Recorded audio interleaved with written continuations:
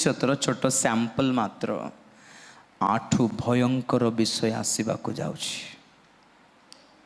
आमर कर्तव्य कौन?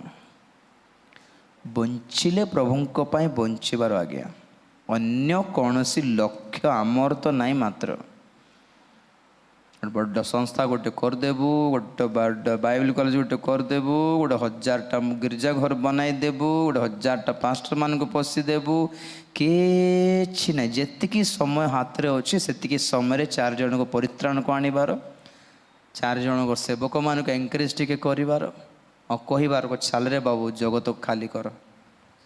हालेलुया। आमे रहिबा लोक नहो। आमेन। रहिबा बोली भाबिले भी जगत रहिला परी नहीं। आज अवस्था सबुठी माड़ी बसी विपद जोगी छी गोटे आदेश पाई। हाँ परमेश्वर ठारो कम ऑन गाइस अटैक बोल कहले गला हमर जीवन। जोगी छंती कौन पाई?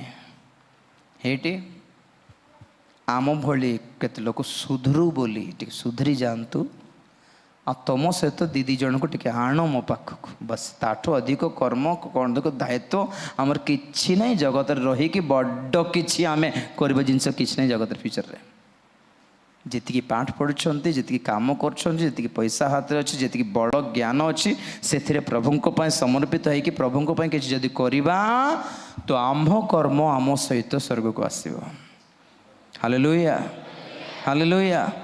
आ जदि किछि लाभ करिछंती जहाँ स्वर्ग को जीवो, सुना लाभ करले आसीबो नहीं, पैसा लाभ करले भी आसीबो नहीं, नाम लाभ करले भी आसीबो नहीं। जदि लाभ करले जहाँ आसीबो ताहले आत्मा गुडी को गोटे आत्मा लाभ करंतु ता आम सहित स्वर्ग को आसीबो। आमेन। हालेलुया।